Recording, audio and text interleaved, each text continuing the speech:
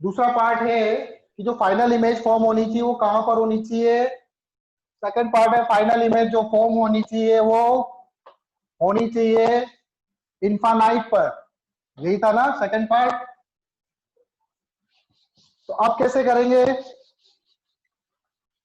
तो अब वो सिंपल सी बात है कि अब जो वी आएगा वो आपका इनफाइनाइट आ रहा है, माइनस इनफाइनाइट बोल दो। तो ऑब्जेक्ट आपका कहां पे होना चाहिए, focal length of eyepiece पर माइनस एफ ई होगा। जो यू होगा वो फोकल लेंथ होना चाहिए एफ ई। अगर इसके फोकस पर अगर ऑब्जेक्ट होगा तो उसकी इमेज कहां पर बनेगी, इनफाइनाइट पर। तो मतलब ये जो यू होगा वो क्या फोकल लेंथ के बराबर होना चाहिए। तो मुझे डायरेक्टली यहाँ से यू बराबर कितना मिल जाएगा, एफ ई, और यू की एफ ई कितना था 6.25 सेंटीमीटर। तो मुझे यहाँ से वी नॉट मिल जाएगा। वी नॉट क्या होगा, दोनों लेंसेज के बीच में डिस्टेंस है 15 सेंटीमीटर। तो 15 माइनस 6.25 सेंटीमीटर। तो 15 माइनस 6.25 करेंगे हम लोग यहाँ से, तो ये आएगा 75। और यहाँ पर बचा 14 माइनस 6 8.75। तो वी नॉट आ जाएगा आपका 8.75। ठीक है, अब वापस से ये फॉर्मूला लगा देंगे हम लोग, 1 upon V naught minus 1 upon you naught, 1 upon V naught minus 1 upon you naught equal to 1 by F naught. V naught पता है हमको, वी नॉट क्या होगा, पॉजिटिव की नेगेटिव। वी नॉट हमेशा पॉजिटिव होगा, इस तरफ आ रहा है। ठीक है, तो वी नॉट आपका पॉजिटिव, तो पॉजिटिव में 1 अपॉन 8.75 ले लेंगे माइनस यू नॉट। और एफ नॉट हमें पता है फोकल लेंथ ऑफ कौन सा लेंस है, ये कन्वर्जिंग लेंस है, तो 2 सेंटीमीटर पॉजिटिव में लेंगे। ठीक है, 8.75 है, याद रखना 8 पॉइंट है यहाँ पे। तो 1 by u naught equal to क्या हो जाएगा, 1 अपॉन 8.75 माइनस 1 बाई 2। पॉइंट हटाओगे, 2 जीरो लगाओगे। ठीक है, 1 upon you naught 100 divided by 875 minus 1 by 2। काटो, 25 4 जा, और 25 कितनी बार जाएगा ये, 3 और 5, 35 आना चाहिए। 1 upon you naught equal to हो जाएगा 4 अपॉन 35 माइनस 1 बाई 2। एलसीएम ले लो, 70 आना चाहिए।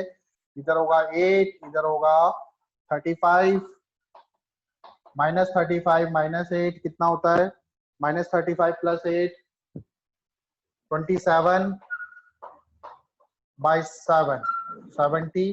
तो यू नॉट आ जाएगा आपका माइनस 70 बाय 27 सेंटीमीटर। देखो यही आंसर है क्या,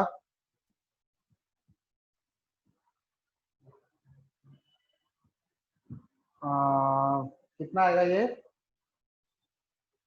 2.59 समथिंग आएगा क्या। 27 डिवाइडेड बाय, सॉल्व करता हूं मैं कैलकुलेटर से, 70 डिवाइडेड बाय 2.59 समथिंग आएगा। रुक जाओ मैं बताता हूँ, 2.59 आ रहा है। ठीक है, ठीक है, हमारा आंसर सही है। कितना आएगा, माइनस 2.59 सेंटीमीटर। ठीक है, समझ गए, क्वेश्चन समझ गए आप लोग। Yes sir. ठीक है, इसको नोट कर लिया आप लोगों ने। अब टॉपिक डालो, एस्ट्रोनॉमिकल टेलीस्कोप।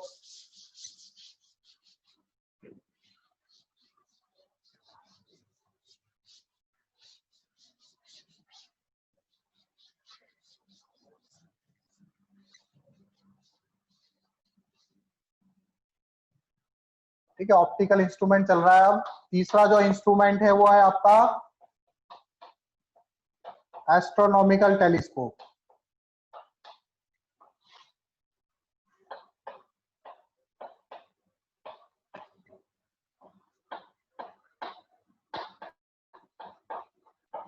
एस्ट्रोनॉमिकल टेलीस्कोप, ठीक है, एस्ट्रोनॉमिकल टेलीस्कोप कैसे बनता है। एस्ट्रोनॉमिकल टेलीस्कोप में भी दो कन्वर्जिंग लेंसेज होते हैं। ठीक है, अगेन इसमें भी क्या होगा, दो कन्वर्जिंग लेंस होंगे। लेकिन क्या होता है इस वाले केस में, जो ऑब्जेक्टिव होता है उसका अपर्चर बहुत बड़ा होता है। ठीक है, इसका रीजन ये बताऊंगा।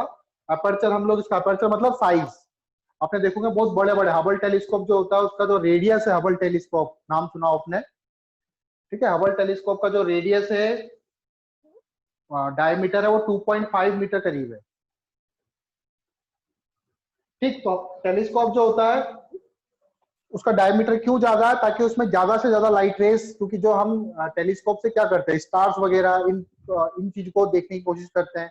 ठीक है, दूसरे जो गैलेक्सी वगैरह उनको देखने की कोशिश करते हैं। तो गैलेक्सी से जब लाइट आती है इतनी दूर से, तो उसकी इंटेंसिटी वगैरह क्या हो जाती है, बहुत ज्यादा रिड्यूस हो जाती है, बहुत कम हो जाती है। तो अगर जितना ज्यादा उसका अपर्चर होगा उसमें उतनी ही ज्यादा लाइट फॉल करेगी और इंटेंसिटी उतनी ही आपको अच्छी दिखाई देगी। इसलिए जो टेलीस्कोप होता है उसका जो ऑब्जेक्टिव जो लेंस होता है वो काफी बड़ा होता है। ठीक है, फोकल लेंथ के बारे में बाद में बात करेंगे हम लोग कि फोकल लेंथ क्या होती है इसकी। ठीक है, अब इसमें लाइट की रेस देखो कैसे आ रही है। माइक बंद कर दो आप चाहो तो।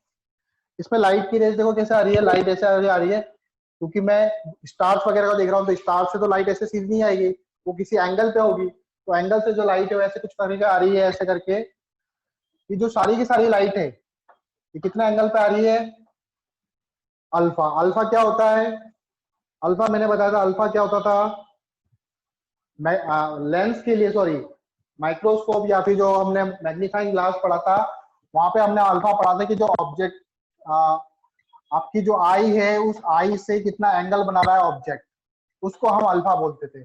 यहाँ पे अल्फा क्या होगा, ऑब्जेक्ट आपका कहां पर है, इन्फानाइट पर, तो वहां से जो रेज आ रही है वो कितना एंगल बना रही है उसको हम अल्फा बोलेंगे इस केस में। ठीक है, तो देखो यहाँ पे अब ये रेस आ रही है, यहाँ पर मिलेगी, कहां पर मिलेगी ये रेस?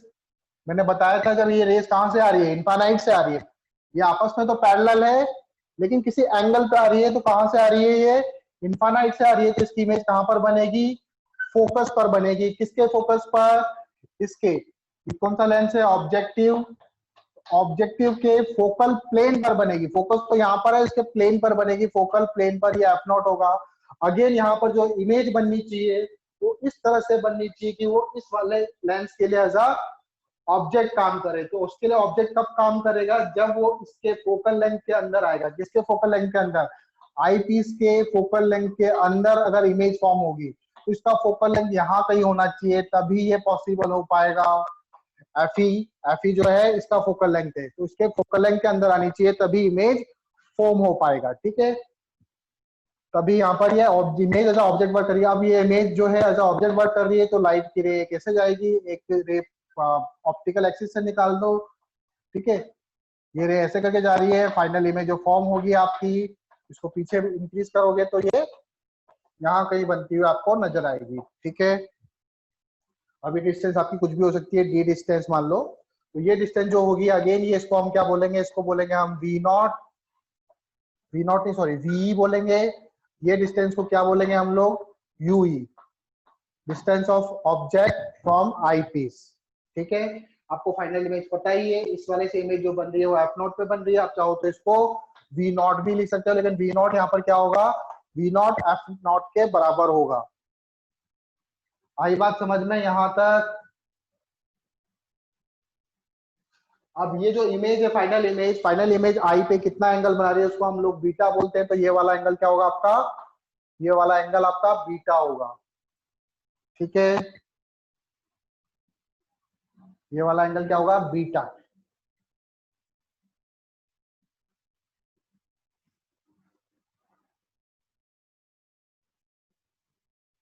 ठीक, अगेन हमने क्या करा था वहां पर, जो हाइट ली थी इसको h1 माना था। आप भी चाहो तो इसको h1 मान लो, h1, और ये वाली हाइट को क्या मान लो? इस वाली हाइट को h2 मान लो। ठीक है, h2 जो है आपकी फाइनल इमेज की हाइट है, h1 ऑब्जेक्टिव से जो लेंस से इमेज बनी है वो h1 है। ठीक है, पहले इतना ड्रॉ करो, फिर मैं आगे बताता हूँ आप लोगों को कैसे इसका मैग्निफिकेशन वगैरह निकालेंगे। कोई डाउट है तो पूछ लो। है अल्फा। ठीक है, अगेन यहाँ Okay, पर sir. मैग्निफिकेशन का क्या? मैग्निफिकेशन पावर, मैग्निफिकेशन पावर क्या होगी? Beta by alpha. बीटा क्या है? ये एंगल बीटा है। बीटा क्या? जो ऑब्जेक्ट बना रहा है, जो फाइनल इमेज बना रही है वो बीटा होता है। और अल्फा क्या होता है? अल्फा मैंने बताया कि यहाँ पर रेज जो आ रही है वो इन्फानाइट से आ रही है, तो रेज ऐसे करके आ रही है इन्फानाइट से। अब ये आइस पे कितना एंगल बनाएगी, यही आपका अल्फा होगा। ये रेज ऐसे करके आ रही है, यहाँ पर भी अल्फा एंगल बनाएगा। क्यों? क्योंकि ये बहुत डिस्टेंस से आ रहे हैं। ये इस वाले लेंस पर भी अल्फा एंगल बनाएगा, इस वाले लेंस पर भी अल्फा एंगल बनाएगा, दोनों पे सेम ही एंगल बनाएगा, क्योंकि इस पे दोनों की डिस्टेंस का कोई फर्क नहीं पड़ेगा, क्योंकि ऑब्जेक्ट जो है वो कहां पर है, इन्फानाइट पर। तो दोनों पे सेम एंगल से ही रेज आएगी। जो सन है हमारे पास, तो सन से जो 2 पॉइंट ले लू यूं करके, तो दोनों पॉइंट पे सन जो है सेम एंगल ही शो करेगा। ठीक है, तो बीटा बाय अल्फा, देखो बीटा क्या हो जाएगा, ये एंगल बीटा है। अगर मैं इस ट्राइंगल में देखूं, ये आपका यूई है, ये आपका एच ई है, तो टेन बीटा में जो हमने एंगल लिया वो स्मॉल लिया ना, तो टेन बीटा, तो बीटा को मैं लिखता हूँ टेन बीटा क्या, H I by U E sorry, H1 by U E. आप चाहो तो साइन कन्वेंशन भी लगा सकते हो, H1 बाय यूई। और अल्फा क्या होगा, अब देखो यहाँ पर ये वाला एंगल भी अल्फा होगा ना, तो इसके सामने वाला वर्टिकल अपोजिट एंगल भी अल्फा होगा। अगेन ये H1, और यहां से यहाँ तक की डिस्टेंस क्या, focal length F not, H1 bye focal length, H1 bye focal length F not. यहां से क्या हो जाएगा, H1 बाय H1 कैंसिल हो जाएगा। ठीक है, H1 बाय H1 कैंसिल हो गया, तो कितना बचा आपके पास,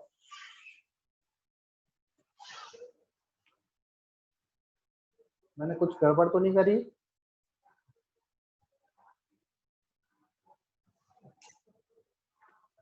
एंगल तो सही निकाल रहा हूं। ठीक है, आप चाहो तो साइन कन्वेंशन लगा सकते हो। देखो अगर मैं इस वाले लेंस के लिए देखूं, तो ये इस वाले लेंस के लिए H1 अगर मैं नेगेटिव ले लिया, यूई भी नेगेटिव, माइनस लगा दो चाहो तो। इस वाले लेंस के लिए लूं, H1 आपका नेगेटिव में, ठीक है, लेकिन एफ नॉट तो उसका पॉजिटिव में है, तो प्लस एफ नॉट, तो यहाँ से देखो क्या आएगा, यहाँ से आएगा minus F naught by U E. तो इसका मैग्निफिकेशन क्या होता है, इसका मैग्निफिकेशन डायरेक्टली याद होगा, magnification power minus F naught by Yui.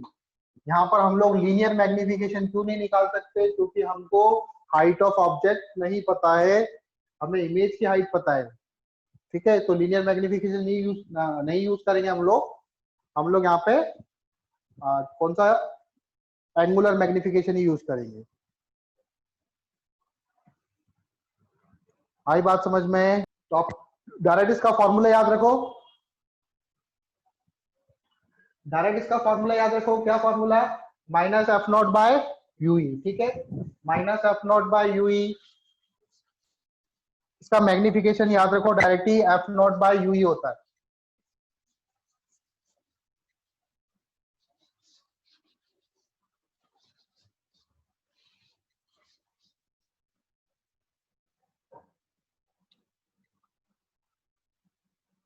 अब केसेस ले लेंगे, इफ फाइनल इमेज, पहले इनफाइनाइट पे लेते हैं, final image is formed at infinite again मैंने बोला था इनफाइनाइट पे फॉर्म होता है, तो उसको हम बोलते हैं नॉर्मल एडजस्टमेंट।